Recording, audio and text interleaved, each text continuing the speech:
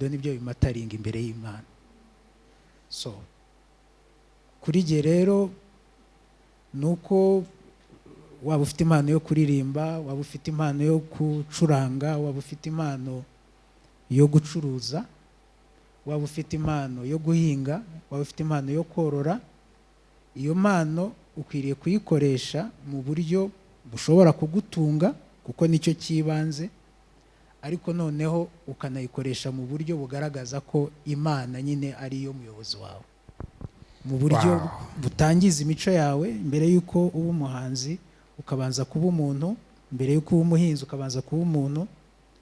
Akantu gato nihuse, ni akantu nabonye, mushobora kuba mwarakabonye kuri interinete, ngo hariho umucuruzi, hariho umuturage ku ibintu byo kuri social media abantu batabimenyereye babyivanzemo batwanga, nta n'umuntu wazongera kubona ahantu aca. Ariko nkanjye nko kuva nabatizwa, hari ukuntu njye mbere nari imeze nkavuga nunuka ndagusubiza. Numva nyine aba pasiteri nyine bashaka wenda abayoboke, njye mujya munabibona abantu benshi bajya bavuga ngo bambatije ngo banyishyuye. Urimo urashaka n'umugabo.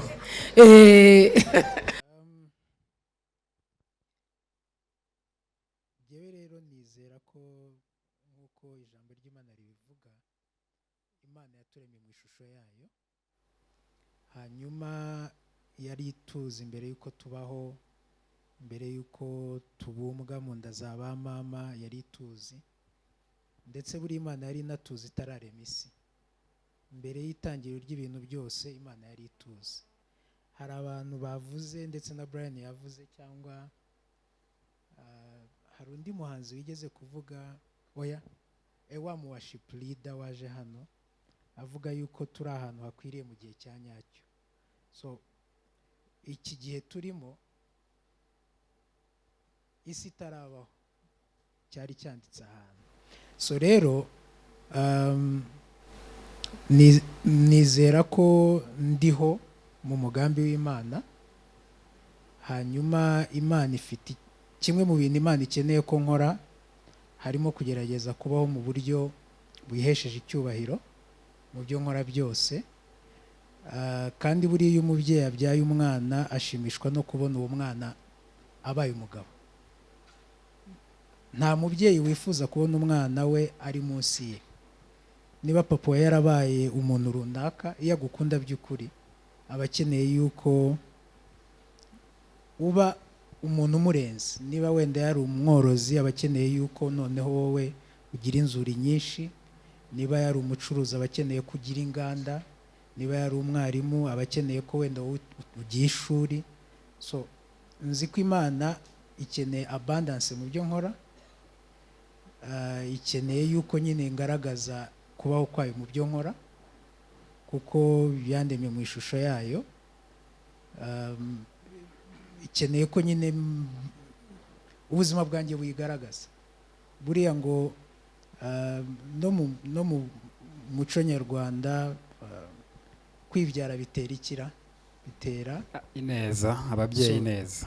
So jye nizera yuko Imana ntikeneye gusa ko nyiririmba, ntikeneye gusa ko nyivuga, ikeneye ko mbaho ubuzima bugaragaza ko nyibereyeho. That's it. Urakoze cyane, dukomere amashyi Imana yashyize ubwenge bwayo muri Tom Close. Murumva ko nyuma ya Salomo, Tom murumva ko iyo uzamukuremo igisubizo biragoye cyane, ariko nkunze akantu asorejeho, avuze ngo kugaragaza Imana cyangwa kuboko bikagaragaza Imana. Kugira ngo negere Brian mubaze ubundi topic yaduhaye, birashoboka kugira ngo umuntu yamamare akomeze kwamamaza Kristo ukiri kwitegura ucana mikro. Tom, ubuzima bwe bugaragaza Imana gute?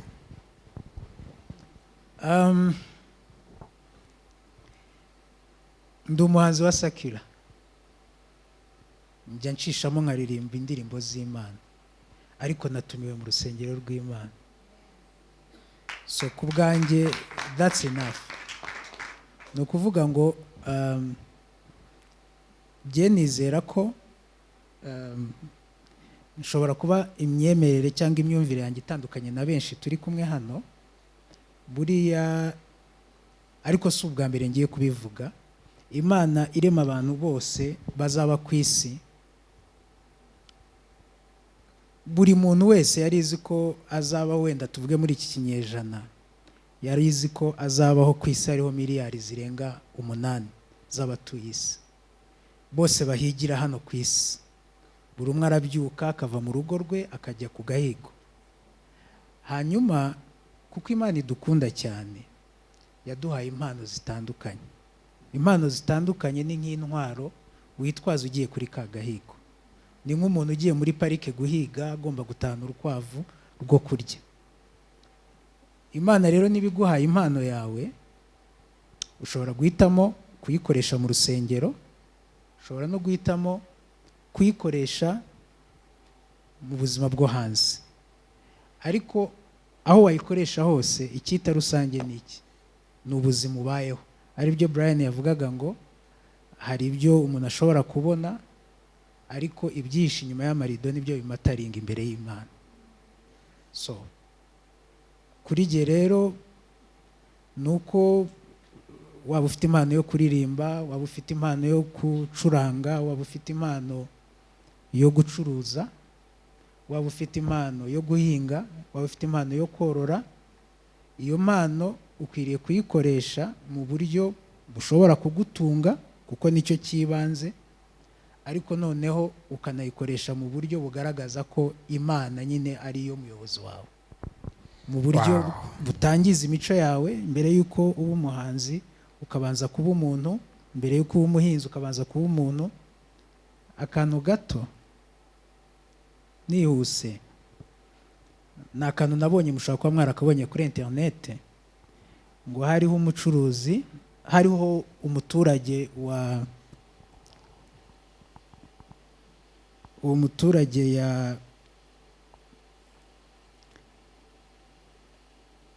yakoraga foromaje, hakaba hari umucuruzi ujya uza kuzigura. Uwo mucuruzi rero umunsi umwe aza gufata foromaje ya wa muturage, arayipima kugira ngo arebe ko yuzuye amagarama bajyaga bumvikana, asanga ntiyuzuye. Ajya kumurega, abara inshuro zose yamuguzeho foromaje, arangije arakuba, agaragaza igihombo, ajya gusaba damages. So bari mu rukiko, umucuruzi wa muturage aravuga ati urambabarira, abwira umucamanza ati ngiye ndinjije isi nize, ndi n'umukene, iwanjye nta munzani ngira, ariko uburyo mpima ino foromaje kugira ngo umenye ko yuzuye ikiro, ndagenda nkajya kugura umunyu kuri uno mucuruzi, ngura umunyu w'ikiro buri gihe. Icyo kiri iyo nkizanye, uzi ya minzani ya kera bajyaga bafata, hano hajya ibuye, hano hajya, ati ndakizana nkagitereka hano, ubundi foromaje nakoze nkayitereka hano. Buriya kuba ikiro cya foromaje yanjye kituzuye biterwa n'iki? Biterwa n'uko umunyu no mucuruzi ampa uba utuzuye. Ni ukuvuga ngo icyo dutanga n'ubundi nicyo kitugarukira. Waba uri umucuruzi, urumva umucuruzi yibaga ku munyu, ariko akagarukirwa na foromaje nayo ituzuye. Waba uri umuhinzi, waba uri umworozi, bivuze iki? Bivuze ngo kugerageza kuba perfect mu byo ukora. Ntabwo bigusaba kuza hano mu rusengero gusa kuririmba. Nigeze kujya hano gusenga, turi mu rusengero rwari rurimo abantu hafi 2,000. Bari abantu benshi, bateraga indirimbo. Buriya mu rusengero hari indirimbo abantu bose baba bazi. Iyo ndirimbo yajyamo ukabona abantu bose bafashijwe n'uruhinja rwafashijwe. Tumaze gusenga turasohoka, abantu bari aho ni nk'aha ngaha wenda cyangwa n'ahandi hagize, abenshi bari bafite imodoka. Twamaze isaha irenga twananiwe kuva muri parikingi. Kubera iki? Nta koroherana guhari. Imbuto ya mbere yo gukiranuka imbere y'Imana ni ibyo ukora uvuye hano mu rusengero. Mu rusengero dushobora kuza tukaririmba tugafashwa, ariko Imana ikeneye iki? Ko ibyo tuvanye hano tubisohora hanze tukera imbuto. Imbuto ya mbere ni uko koroherana, ni uko kutarya ikirongo kinyonge, ni uko kudakora nyine imirimo ituma ba bandi, igeze kuvuga ngo yari yarakomeretse, sinzi icyamukomerekeje. Igeze gutanga ingero hano z'abantu mu rusengero, abahanzi usanga bafite ibibazo, bafite ubukene, ababinvestingamo, abantu bakeneye ko baririmbira ubuntu, kandi hanze siko bimeze. Ni ukuvuga iki? Ni ukuvuga ngo icyo Imana ikeneye cya mbere ni izo mbuto, niyo mirimo kurusha no kuyiramya no kuyihimbaza, kubera yuko ifite abamarayika bangana gute? Benshi cyane, ibihumbi n'ibihumbagiza. Ifite ibizima bihora biyiramya, natwe twayiramya, ariko icy'ingenzi ni cya kindi umubyeyi akenera ku mwana. Icyo umubyeyi akeneye ku mwana ni uko icyo we abasha gukora akeneye ko ugikuba kabiri. Niyo mpamvu muri ijambo ry'Imana rivuga ngo ku munsi w'imperuka bamwe bazaza bavuga bati mana mana, ariko mbabwire ngo sinigeze mbamenya. Abandi azababwira ati igihe mwasuraga abo mu nzu z'imbohe n'igihe mwasuraga. So icyo Imana dukeneyeho numva gituma nshobora kuba umuhanzi kuririmba sakira, ariko nkumva yuko ndi mu nzira z'Imana, nabitangiriyeho, ni nabyo nsorejeho nyine, ni imirimo, ni imbuto umuntu yera, ariko nanone ni igishobora gutuma uba umuhanzi, uba umucuruzi, ariko wagera n'aho ijambo ry'Imana rivugirwa bakaguha ijambo ukavuga. Murakoze. Arakoze cyane Dr. Muyombo Thomas. Ayo mashyi muyongere, dukomere Imana amashyi. Murakoze. Njye nanjye mbere ndi mu bantu bajyaga bakunda gusenga ku giti cyanjye, kuko ntabwo najyaga nemera ibintu byo mu rusengero. Najyaga numva nyine ari scam, numva nyine abapasiteri nyine bashaka wenda abayoboke. Njye mujya munabibona abantu benshi bajya bavuga ngo bambatije ngo banyishyuye, ngo urimo urashaka n'umugabo. Ariko nyine ibyo ni byo abantu bavuga. So ndi mu ba DJ benshi bakunda gucuranga muri club, ariko njye sinshobora gusohokamo rimwe na rimwe ntacuranze indirimbo ya gospel. Naje gusanga abantu bose baza muri club ni abakristo, ariko bamwe muri bo byacanze ku buryo nyine iyo ucuranze indirimbo ya gospel aranezerwa akayiririmba, ukumva nyine nibyo bintu yakomeza akiyumvira. Ariko kuko nta yandi mahitamo ari, nanjye ntabwo nacuranga indirimbo za gospel gusa.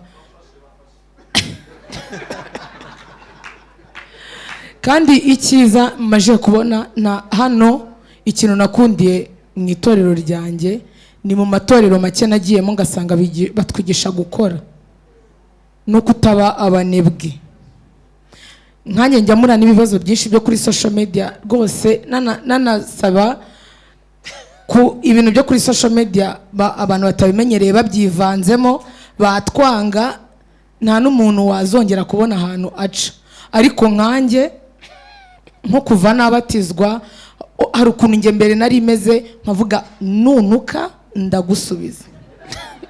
Abantu bakaba babizi neza yuko nantuka nanjye ngomba kumusubiza, ariko mfite nk'abantu benshi bamaje kuzajya baza muri comment bakanuka, wabasubiza ikintu cyiza akaza kugusaba imbabazi inbox. Amen. Ejo bundi naje hano gusenga, mpura n'umuntu arantangira ku muryango ansaba imbabazi, arambwira ngo umbabarire, ninjye wakoze ikiganiro mvuga yuko pastor yakwishyuye kugira ngo batizwe. Aranambwira ngo uzansabire pastor imbabazi.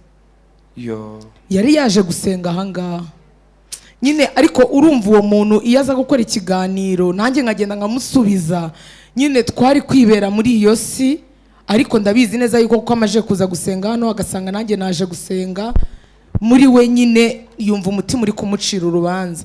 Njyewe rero numva yuko ntahagarika akazi, ahubwo ari byo ba Tom Close bari barimo baravuga, ese ahubwo muri ako kazi nitwara nk'umukristo cyangwa nitwara nkuko nyine ari umuntu abari ku cyapa avuga ati kamucunge nde. Ejo bundi yarabatijwe baramwishyuye, noneho nanjye iyo nitwaye nk'umuntu wishyuwe, mu by'ukuri uwo muntu ntabwo ashobora kuzagira imbaraga. Hari umwana witwa Jackie, mujya mumubona kuri YouTube, ukunda gutukana cyane.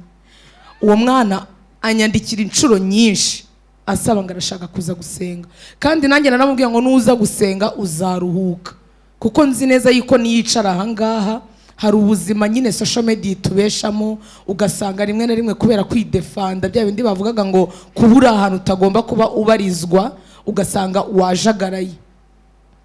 Njye abantu baranjagaraza cyane, baba pasiteri, abantu bita abapasiteri. N'ubu ngubu turi muri kese y'abapasiteri bitwa ngo ba Claude, ngo bande, kuba tuba twabavuzeho, ariko njye nkabangamirwa no kumva umuntu yiyita umukozi w'Imana ariko ntubibone.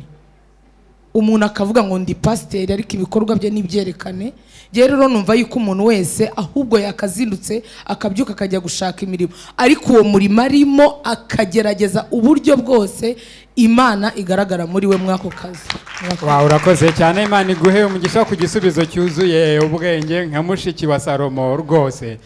Nigeze kumva inkuru iranyenspira cyane y'umuntu witwa Arnold Schwarzenegger, akina amafilme abantu bamumenye nka Komando. We yaravuze ati sinshoboye kubwiriza ngo njye mu rusengero. Aragenda agakina amafilme, amafaranga avuyemo agafata abapasiteri bitwa ba Joel Osteen. Hari abantu babazi, yego Joel Osteen wabatije Kanye West n'ibitaramo bajya bakora bikomeye, akabahereza ko mugende mukora umurimo w'Imana. Indi story igeze kunkoraho cyane ni y'abantu bafasha abana mu makompasiyo internationali. Batubwiye nanjye ndi muri product za Compassion, batubwiye ngo bafata udufoto twacu dusa nabe bakatumanika ahantu ku nkuta, umuntu akaza bataka kana nagafasha akakwishyurira amafaranga yose atakuzi. None umuntu atubwira ngo umunsi tuzajya mu ijuru abo bantu bose wabereye umugisha bazajya inyuma yawe. Kuri ngewe rero mpamagana nabone DJ Brian akomeza agende ya DJ rwose, kuko no gutanga ibyishimo ku bantu b'Imana. Pasiteri ashobora kuba ati umukozi w'Imana arahari nagisubize, njye nta kibazo, nta ntama nshumbye, urumva nzavuga n'indi mu itangazamakuru. Ariko ari ngiye nkurikije amahame, Imana nibishaka kureka ko kazi izaguha kandi. Yaravuze ngo genda uko imbaraga zawe zingana, sibyo? Paulo yabohaga amahema, kuki yatumye ajya muri business, sibyo? Imana nibishaka rero izuko izabigenza. Ariko ngewe Brian arabizi ni inshuti yanjye, umukozi w'Imana ubwo ngubwo naza kugira indi nyunganizi ashyiraho araza kutubwira. Abantu bashaka kugira ibibazo rero babaza inyunganizi, twakira abantu batatu, ubundi buri umwe tumuhe umwanya agenda tubwira umuntu wese umaze kubona ko Imana yamuhaye impano yayikoresha te ariko mu buryo buhesha Imana icyubahiro. Murakoze cyane, mukiri kubitekerezaho tube twakira ibibazo. Hari unashaka kugira ibibazo babaza, bakumpere mikro nawe ushaka kugira inyunganizi.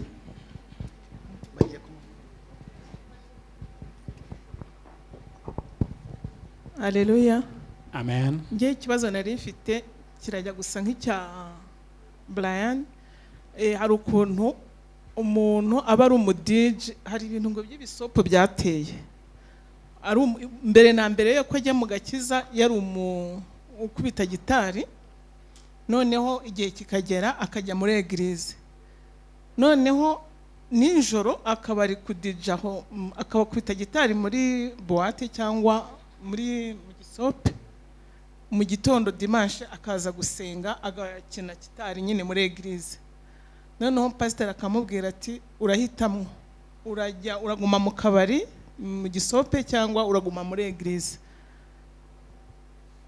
Nyine impamvu mbebajije nuko muri kubivugaho neza ku buryo abajene bamwe bavuga bati ndaguma mu murimo wanjye kandi nkorere n'Imana. Nyine akivuzeho ariko nkumva atagisobanuye neza.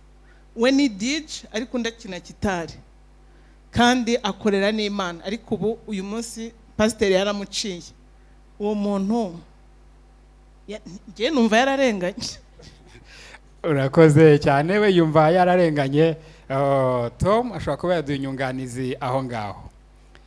Reka ikibazo ngihindure kugira ngo cyoroheye cyane.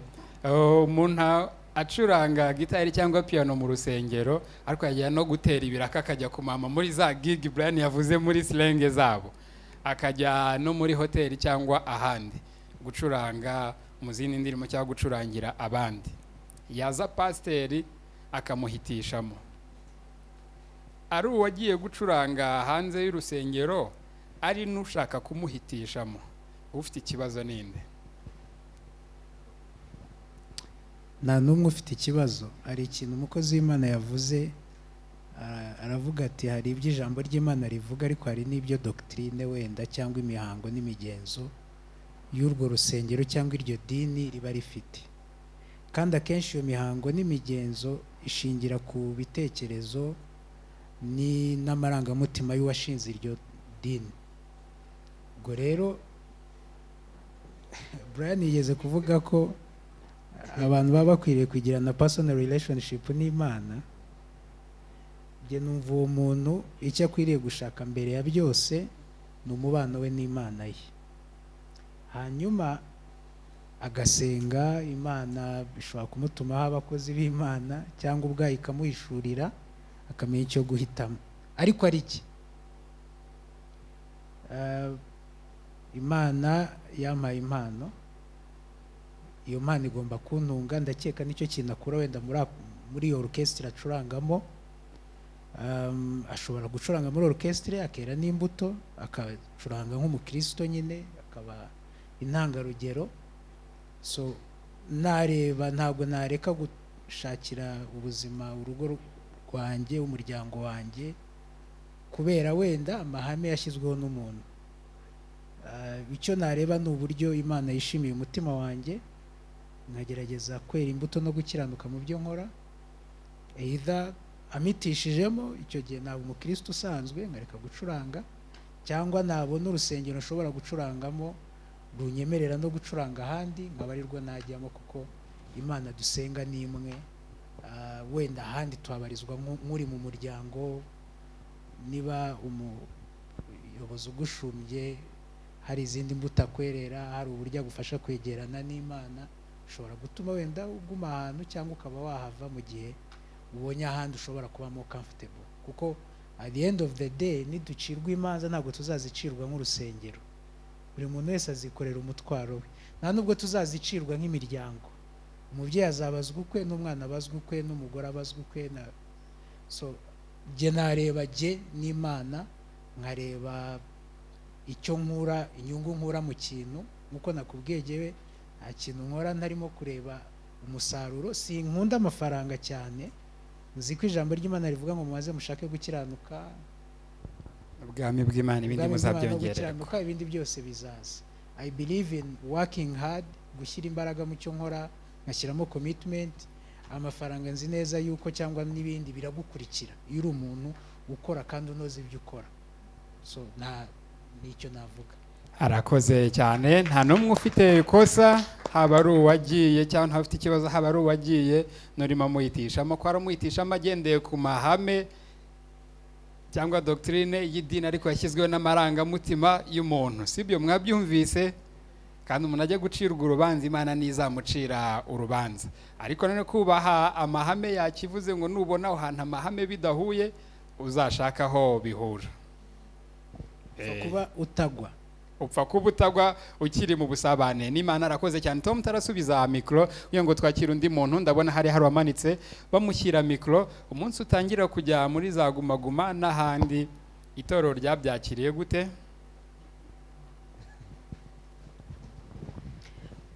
it's unfortunate ko jye sinabiganireho n'umushumba cyangwa umupasitori, ariko hose nyine nahitwaye nk'umukristo. na mbere yo kujya kuri stage narasengaga, nubwo yari gumaguma.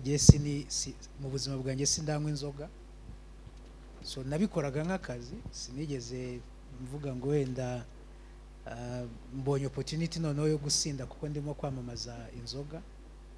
najyaga kuri stage nkaririmbira abafana banjye indirimbo zanjye. wenda no muri gumaguma buriya ntabwo bagiye bose banywa inzoga, hari n'abaza bakanywa fanta, kuko uruganda rukora iriya nzoga twamamazaga rwakoraga n'ibinyobwa bidasindisha.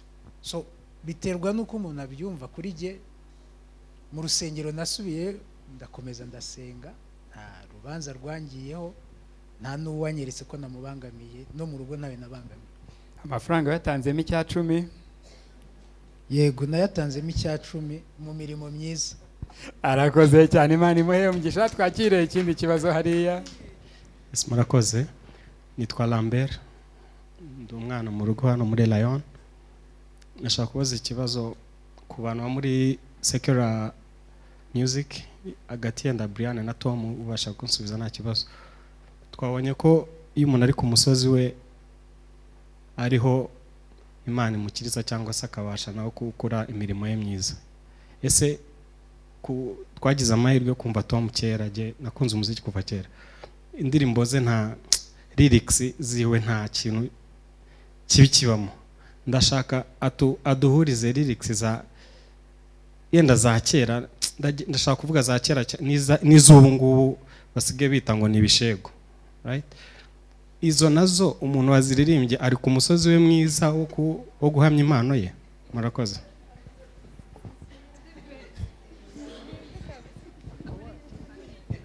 Numvise Brian azi gusubiza neza. Tom, Brian ntaririmba kino indirimbo mwaririmbye, reko warusubiza. So ikintu cyose buriya ngiye gukoresha wenda ntuza urugero rundi. Hano hantu twicaye hano muri uru rusengero turi harimo haravugira radiyo, harimo haranagaragara na televiziyo, ariko impamvu tutarimo kumva radiyo ni uko nta receiver dufite. Receiver ni ukuvuga ni ka karadiyo nyine kakira amajwi, ariko hano hari frequency za FM zirimo kuhanyura nubwo turimo gusenga. So nizera ko hano hanze hari frequency nyinshi, ariko umuntu niwe uhitamo radio atuninga agahitamo n'ibyo yumva. YouTube iriho ibintu byinshi, ari ibintu byiza akabaho n'ibibi. Kuri internet nuko, ariko aba banyamakuru bari aha benshi ibintu bazabishyira kuri internet. No kuvuga ikintu kuvuga ngo umuntu ugiye kuri internet ahitamo ibyo yumva. So umuhanzi rero, jewe ku giti cyanye nk'umuhanzi ntabwo nahagarara mu nzira zo gucira urubanza umuhanzi waririmbye ibishego, ariko icyo nanone ntamushyigikiramo ni ukubirekura bikajya kuwa ari we wese, kuko buriya ibyo twe twita ibishego hari imyaka umuntu ageramo akaba yemerewe kubyumva. Iyo uri umwana mutoya ukiri umukobwa mutoya urataba akakubaza bati uvuye aya masaha, wenda baje gusenga uyu munsi bari buvuge bati aho narindi dore nahangaha. Ariko hari imyaka uzageramo n'ujya mu rugo rwawe, uramutse utashye saa 3 saa 4 barakubaza ngo ugiye kandi ugiye iwanyu, kubera ko warahavuye usigaye uri mu rugo rwawe. No kuvuga ngo biterwa n'ikigero urimo, biterwa.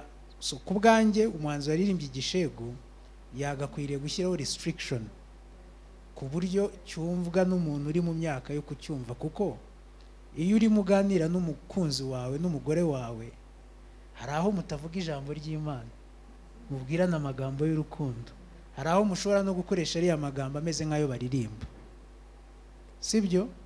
So biba bibi iyo byaje aho umwana muto y'imyaka 7 5 ashobora kubiririmba. Si ubutumwa bwari bumugenewe, ni ubutumwa wenda bugenewe abakuze. Gihe indirimbo zirimo ibishego zifata nk'indirimbo z'abantu bakuru. So biri rero bijyana nyine naho ubwo butumwa buri, bijyana nanone n'amagambo uburyo umuntu yayakoresheje, uburyo yeruye, ku buryo bishobora kuba ibintu byararura uwo ari we wese, cyangwa bikaba ari ibintu byakumvwa n'abagenewe ubwo butumwa. Hanyuma wabikora ukaba washyiraho description uti ino ndirimbo wenda ni abantu barengeje. Mujya mubona za filime iyo zikozwe bagashyiraho ngo ntabwo yemerewe kurebwa n'abantu bari munsi y'ino myaka. N'izo ndirimbo niko zakabaye, kuri jye niko mbyumva. Umuntu wayikoze akagena ikigero cy'abantu bagakwiriye kuyumva n'ikigero cy'abantu batagakwiriye kuyumva. Bityo waba ufite umwana cyangwa yaba ari n'umwana ubizi akaba yavuga ati ibi ntibinde bakabyihorera. ye niko mbyumva. urakoze cyane Imana iguhe umugisha. Twakira ikibazo kimwe ubundi munyemere tugane ku musozo. Yego hari mushiki wacu.